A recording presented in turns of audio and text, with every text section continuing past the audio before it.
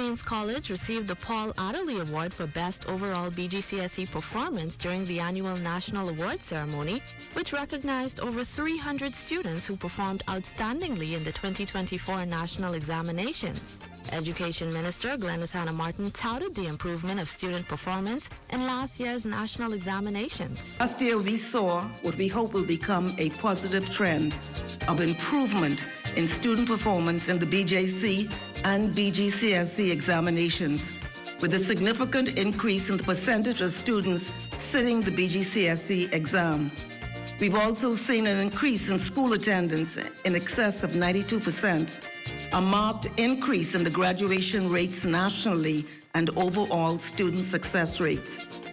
Our support mechanism of student success coaches in 15 schools, academic coaches, senior high, junior high, and primary in the public sector, is by all accounts yielding positive outcomes. Wes Underwood of Samuel Guy Pinder All-Age School was one of 4 students who received the award for Best BJC Performance. I am honored and humbled to share this moment with those who have persevered and committed themselves to the pursuit of excellence.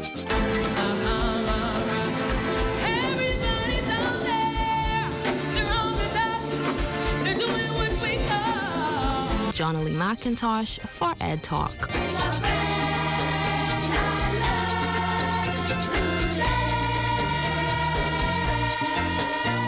Of the news is brought to you by Bahamas Striping Group of Companies. Safety first. Welcome back to the Bahamas Tonight, the weekend edition. Scores of Pentecostal believers from the region gathering this week in the capital for this year's 76th edition of the Pentecostal General Convention. Our Mauritian Burrows has more. It's time for war, at least a spiritual war. That's the theme for the Bahamas and Turks and Caicos Council's 76th General Convention, taking place at Transformation Ministries located in Dignity Gardens. With hundreds of attendees, including cabinet ministers and heads of local denominations ready to engage in prayer and worship, Diocesan Bishop Dr. Anthony Farrington says that this year's theme is meant to awaken all believers against spiritual warfare plaguing the country. Look around, even in our society and the world at large, many things we just cannot understand. Fathers molesting daughters. Young men raping our senior mothers. The blatant disrespect for human life on our streets. The question now is, how did we get here? The answer is very apparent. There is a battle going on. There is a war in the heavenlies. The lines has been drawn.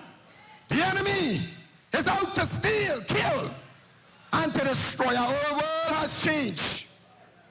Like the apostles of old, we have the power to turn the world upside down. The power is within us. Now, while it may be easy for the theme of this year's convention to be misconstrued, Deputy Prime Minister, the Honorable Chester Cooper, notes that the idea of a war room goes way beyond the battlefields. Over the course of the 76 years, you've already been waging war, and I thank you. War to win souls to Christ, to feed the hungry, to clothe the naked, to educate and elevate the youth, to stand in the gap for the needy, and to be a beacon of hope for communities. Thank you for all of the work you do for our Bahamas and for our people. Leader of the opposition, the Honorable Michael Pintard, echoing the sentiments of Cooper, stating that warfare is beyond what is seen, rather taking place within the spiritual realm. There are spiritual wars that must take place if we are to reach people who are contemplating suicide. The men and women who have turned on each other instead of to each other, and the high homicide rate in the Bahamas. Again, it is a symptom of a spiritual condition that your work seeks to tackle. In fact, even poverty, the spirit of poverty, the mindset of poverty, the conditions that give rise to poverty, find its origin in the spiritual realm. And so we stand with you as you declare war. With a total of 5 days remaining within the convention and a host of dynamic speakers set to take the stage, Bishop Farrington says that there is definitely a message here for everyone. For the Bahamas Tonight, I'm Marishan Barrows. Civil Society Bahamas, an umbrella group for civil society organizations in the Bahamas, hosted the first in a series of meetings at the Bahamas Communications and Public Officers Union Hall building, Farrington Road. The organization's president, Dr. Anthony Hamilton, says it's important to foster a collaborative environment and amplify the voices of civil society towards a national decision-making process. The reality of it is, when we look at the pillars of civil society, every citizen of the Commonwealth of the Bahamas is a part of the civil society process. We do this in recognition of the fact that people are the most important assets and investments of the Commonwealth of the Bahamas. So the people are the real ingredient. And in the first instance of our pillar of the social pillar of the civil society Bahamas, or civil society context, is the reality of the citizens that are voters and taxpayers. And it progresses to the economic pillar, which speaks to a flip of taxpayers to voters, because what we're dealing with in the economic pillar, we're dealing with entrepreneurs, the business community, which comes from the regular civil society, the individuals. Vice President of Civil Society Bahamas, Marilyn Zonical, says the organization continues to actively engage with policymakers and other stakeholders to influence the creation and implementation of policies for the growth of the Bahamas. Society, the civil society sector, and Civil Society Bahamas in particular, is interested with every aspect of national development, as well as, most importantly, the empowerment of the Bahamian citizen in the context of that development. So everything that concerns the Bahamian citizen, I would say, concerns civil society. The most pressing issues are the violence in our country, the murder, which harks back to the family. The Coalition of Independents releasing its party's vision and platform at a packed event at Fusion Superplex Saturday night. The organization's candidates who will contest seats in the upcoming general election also introduced. Party leader Lincoln Bain. Ladies and gentlemen, I want to make sure that you understand what you are hearing tonight. While you are hearing highlights from these able candidates, these are just the highlights of these visions. I want you to understand that these visions are so well put together. If you go on our website tonight when you finish, and you look at these visions, you are going to see that each one of these are booklets. Our vision for education you're about to hear, that's 80 pages alone. Our vision for education. We have put together the who, what, when, where, and how. Ahead of the next general elections, party candidates from a wide cross-section of the Bahamian society outlined the Coalition of Independents' 2030 vision and national development plan for the economy, tourism, transport, health, education, and national security. The COI is committed to creating a financially empowered Bahamas, where banks service the interests of the people. Economic opportunities are abundant, and financial independence is achievable for every Bahamian by 2030. What we're going to do is we're going to create an annual week-long celebration from December 25th to January 1st. Every Bahamian will be eligible to receive free health care with no exceptions. But free comes with responsibility. Bahamians will be asked to enroll in the Life Assurance Program, we're going to call it LAP, instead of paying premiums. Get this, we will pay by staying healthy. There will be a universal access to Crown land. 1 acre of land will be allocated to every Bahamian. Party leader Lincoln Bain believes his political organization offers a unique and transformative blueprint to revolutionize the Bahamas. These are organic Bahamians, all of us, and we've decided to come and fight for this country. And so we are fighting now today with the word. And we're delivering to you the word. And this is the plan for a new Bahamas. Well, the month of March marks a celebration of Police Month in the country. The celebrations recognizing the hard work, sacrifice, and dedication of law enforcement officers. Chief Superintendent of Police Sheree King emphasized the importance of this month, noting that it serves as an opportunity to strengthen the relationship between law enforcement and the community. Started about 10 plus years ago.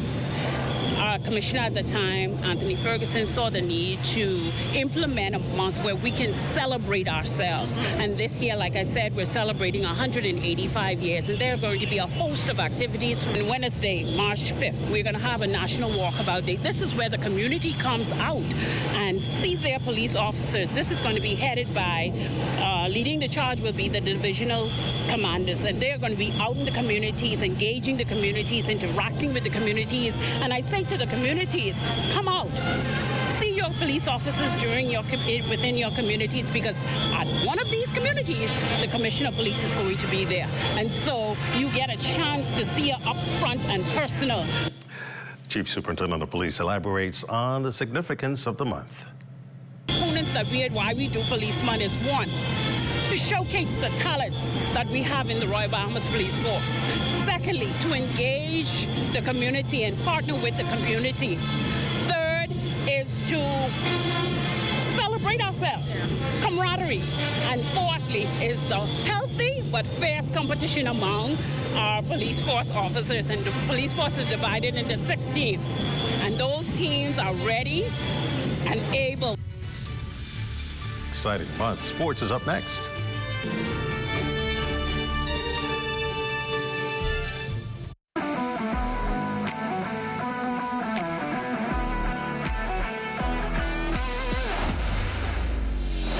Bahamas Striping Group of Companies, we have been in Exuma now for the past 4 years, carrying out our paving program. A part of our company's philosophy is to do some work to international standards. So when you look at our paving division, we have a state-of-the-art lab to do all of our testing in-house, as well as a state-of-the-art asphalt plant with a trained technician carrying out the work on that site. The overarching goal of our company is to produce the work that we're doing in the entire Bahamas to international standards. We also make a difference by the training of our staff. We have a very intensive training program going on to where we are teaching young men how to learn the art of striping. Being a young man myself, I've made mistakes in the past. I was given a second chance to better my life, and it's only fitting that we pass it along. What's important for us is giving them a second chance for them to get a skill and a career that could take them further in life.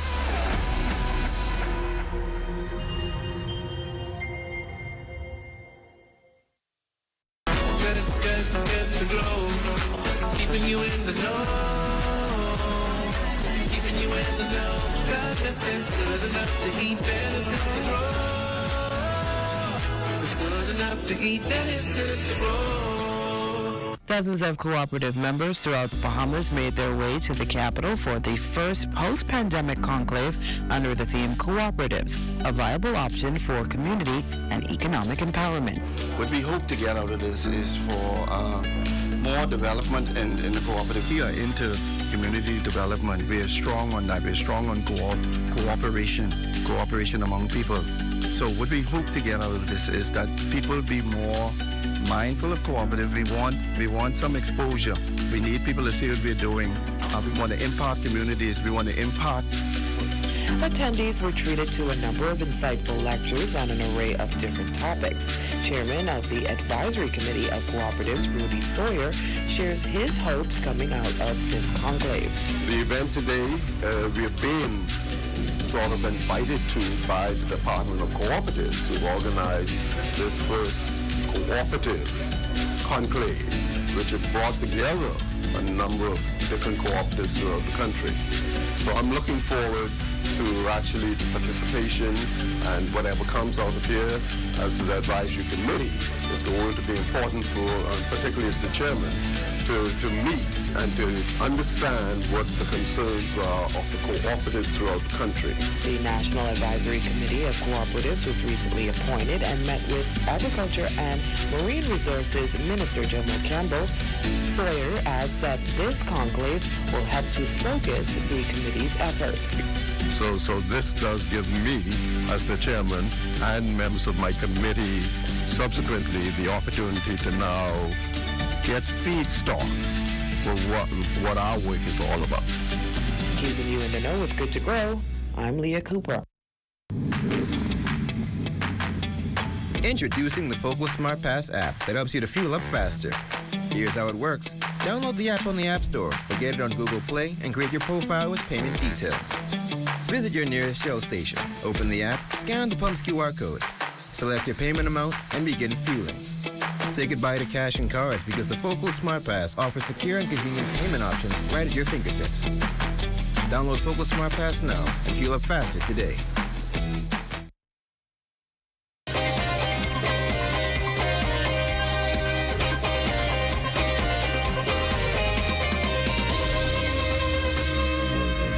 Welcome to your Sunday Sports, everyone. I'm Amajal Knowles, topping sports. Bahamian NBA swingman Kai Jones was released on Saturday by the Los Angeles Clippers, but it didn't take him long to find a new home. Jones expecting to sign a two-way deal with the Dallas Mavericks and join Klay Thompson once he clears waivers. 24-year-old center saw limited action in 28 games with the Clippers this season, averaging 2 points and just under 2 boards in 7 minutes per game. He was getting consistent playing time early in the season, was only used once during February, hasn't played more than 3 minutes in a game since January 15th.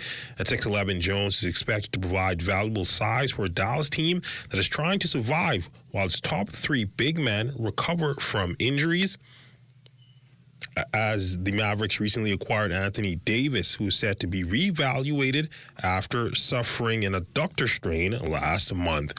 Soccer news, the Bahamas men's beach soccer team prepares to represent the country at the CONCACAF Beach Soccer Championships that will be held here at the National Beach Soccer Stadium. The team holding Media Day yesterday to provide the opportunity to meet the newly selected squad and hear from the coaching staff just before the tournament kicks off. Going amazing, man. The training's been intense. The fitness is high. I think the whole squad is kind of healthy right now, so I think we're well prepared for the tournament coming up. To win the entire thing, to go to the World Cup, a goal that we've been trying to achieve from since we started 2009. And I think more than ever, this is the best chance we've ever had, the most prepared we've ever been. So that's the goal. We're absolutely excited. I've been on the team for a number of years, but it's always special to be able to compete in our region. So it's CONCACAF, so we pretty much compete against the best team out of North America, straight down to Central America. And beach soccer is a sport that we love, so it's always exciting. It's every 2 years. It's always exciting to be able to play against the best in the region. In tennis news, the Junior Davis Cup and Junior Billie Jean King Cup teams wrapping up play over in Guatemala. Team Alma's finishing competition in 10th after recording some solid wins. On the Junior Davis Cup side, 2-4-2 ended the competition with a hard-fought battle against Barbados. On the Billie Jean King Cup side, the girls had a similar outcome against Trinidad and Tobago. And that's been a look at your sports on this Sunday. I'll check on weather when we return.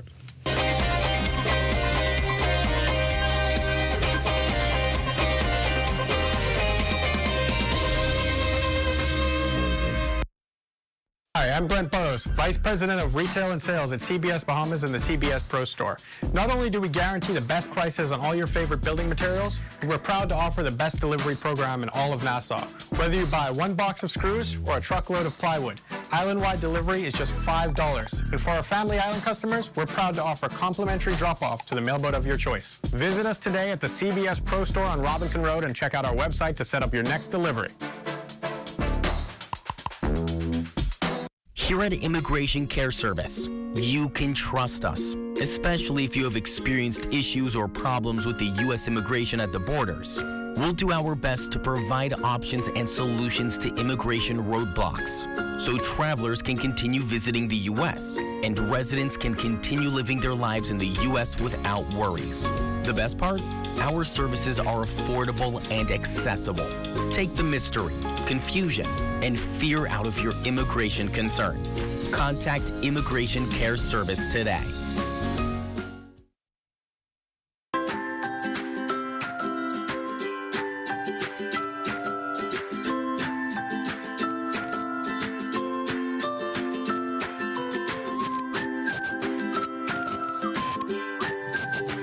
Time now for your weekend weather check. Chief Meteorologist Basil Dean joins us with the latest temperatures. Good evening, Basil.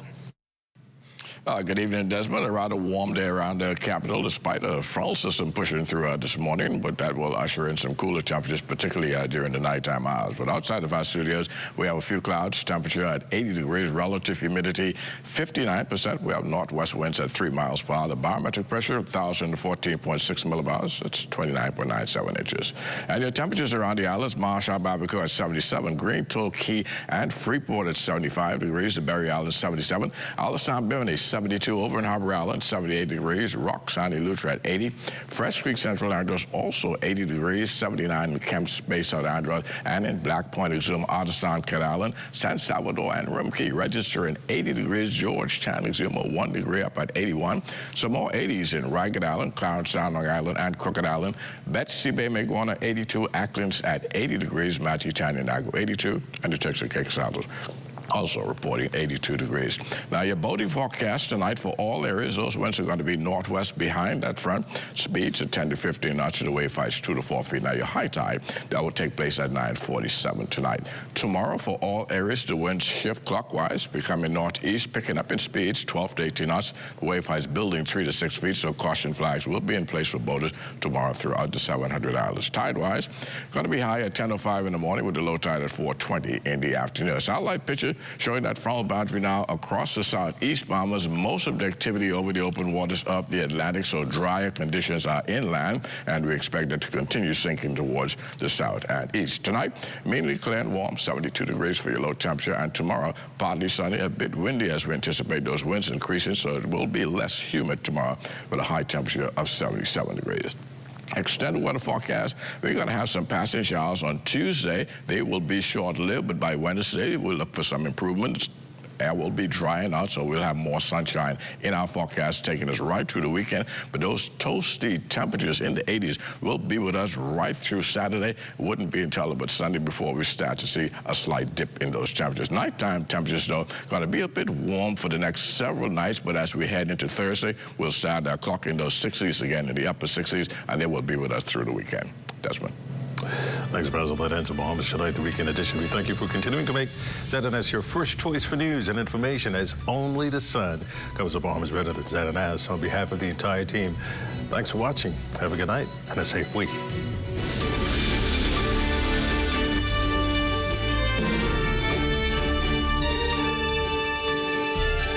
Did you know that if a fire starts in your home, you may have as little as 2 minutes to escape? Keep your family and home safe with these few fire safety preparation and prevention tips. Ensure that your home has working smoke detectors. They will alert you if there is smoke and fire in your home. Install a smoke detector on every level of your home, inside each bedroom and outside each sleeping area. Test smoke detectors every month and change the batteries every 6 months. Home